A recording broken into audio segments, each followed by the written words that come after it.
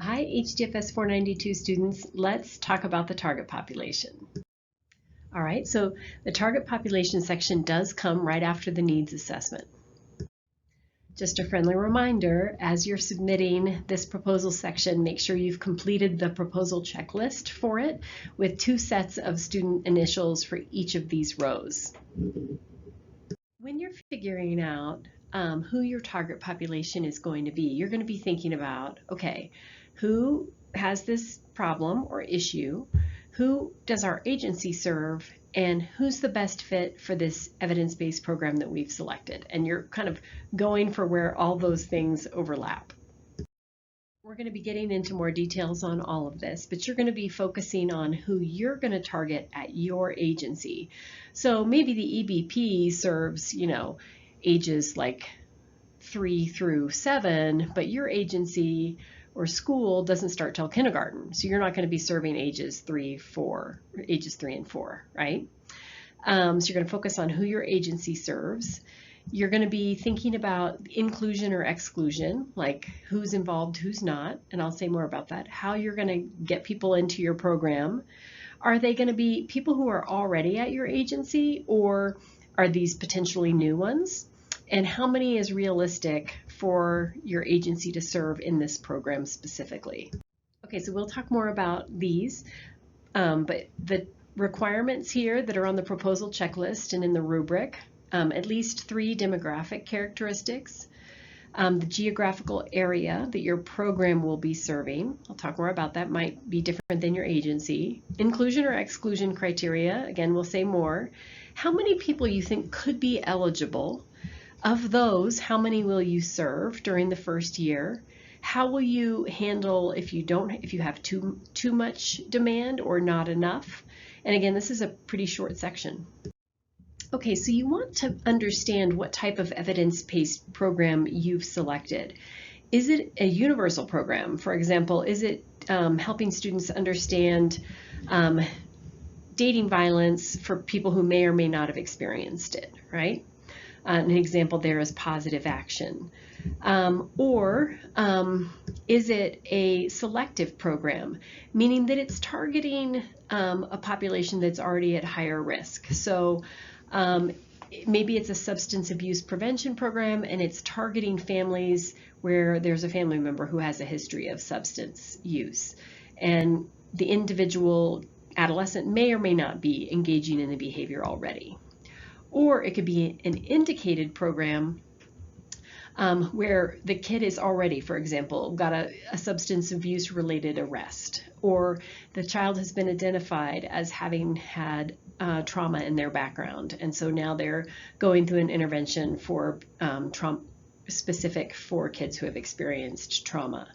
So it's a little hard to think this through, but you could use a universal program with a selective or as a selective or indicated program. So you could use that general dating violence program for kids who are at risk of dating violence or who have already experienced relationships in which dating violence has occurred.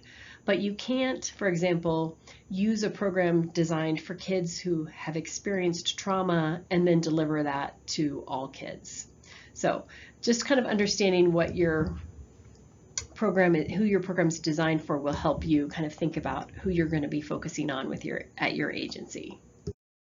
Okay, so a lot of times the first time you run a program, you're not going to help everybody. You might just pilot it in one grade or at one school, for example, or with just some, families. And then if it's successful, maybe you'll broaden it. So you're trying to be, not too narrow that you don't have enough people to show up, but not so broad that you're not really targeting the people who could benefit the most. Okay, so you need to describe some of the demographic characteristics of people who are going to be participating in your program. Now, these may be one and the same as how you described your agency. So for example, if you're delivering your program to all the students in your school, then it's one and the same, right? But maybe you're just delivering it to 8th graders at your school, so it's a specific age or grade level. Or maybe you're just delivering it to some kids at your school who have shown, difficulty paying attention, right? Or have an IEP or, something like that. And then you use this demographic criteria to explain kind of who you're including and who you're excluding. So this evidence-based program will be offered to a subset of current clients at our agency who are these ages and are struggling with substance abuse issues. And then here's a little bit more kind of demographic information about them, like what are the other things they have going on. So sometimes you're just going to be serving existing clients at your agency or school, but sometimes you want to open it up, right? So for example, Pathways Hospice here in Fort Collins offers bereavement programs to the community, not just hospice families, but their hospice services for dying individuals are only to people who are enrolled in their hospice. So, you might be at an adolescent residential treatment facility, and maybe you're going to offer a program to parents on navigating the legal system, and you're going to do it not only for parents of kids who are at Turning Point, but just all parents in the community. In terms of geographical area, is it the same that your agency serves? Or, for example, your agency serves all of Larimer County, but this program is going to specifically target Northeast Fort Collins. So before you talk about exactly how many you're going to serve, you're going to talk about how many could be eligible. And so either if you're only serving people at your agency, you can estimate how many people meet your criteria. It might be all the kids in these grades, for example, or this many who have ADHD. If you're doing it in the community, then you have to kind of use what you understand about kind of local or national stats and then translate that into how many people potentially could be in the community in need of this program. Okay, so now you're trying to figure out, we've got, some people who are eligible, how many people of those are we actually going to serve in the first year? Now again, if it's everybody in third grade is getting this, then it's the same number. But otherwise you might be saying, nope, it's not, we've got 50 adolescents at our agency at these ages, but we're only going to be running groups of, 10. And we've got 2 12-week sessions, and so that means we're going to be helping 20 kids out of the potentially 50 that we have for this first pilot year. And so here's just me kind of walking you through the logic of determining how many you would actually be helping. So you're kind of thinking through, again, how long the program lasts, how many each time, how many will you be running multiple sessions? Will you have a Monday night session and a Thursday night session for that 12-week period, or just once, a week? And so you're kind of, and you do want to be thinking about getting some bang for your buck. So you wouldn't want to ask a funder for money and then only run one 12-week session for the whole year, right? So, but you also don't want to run it over the holidays because nobody's going to come. So you kind of strike the balance between not offering it too much, but not offering it too little either. And I can always help you think that through.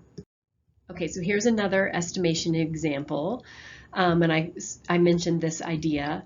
Approximately this many of our students have court involvement. We will also open it up to people from the community. We anticipate enough interest to serve this many, right? At each of their 3 workshops, or 60 total. Okay, so sometimes you might be serving everyone who's eligible, but if not, then you have to figure out how will you decide who you're going to serve. Will you make a wait list? How will you recruit or screen? Will you prioritize, have some sort of screener where you check to see how much of your population is struggling with substance or depression or eating disorders, whatever it is that you're focused on, and then you'll pick those to prioritize. And maybe you say you start with those, and then if there's still space, you'll open it up to more. So there's some examples there. So maybe we say it's adults who meet this age, who are in this geographical location, who also identify as being homebound, and then report depressive symptoms or a diagnosis of clinical depression. And so you'll talk about how will you kind of figure this information out. An example using PEARLS, we will offer the PEARLS program for individuals who are this age, who are homebound, reporting current depressive symptoms. We have estimated this many, and approximately this many are experiencing depressive symptoms. This is how long it lasts. This is how many times we'll offer it.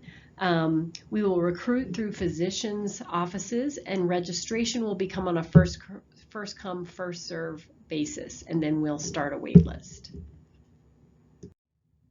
As always, remember your concise writing. So here's an example of solid content, but just a little wordy. And now we've translated that into just less sentences. So going back and seeing where you can remove words. Okay, so all of the same resources that you used in the needs assessment can also be resources here for the target population. So make sure you check those out.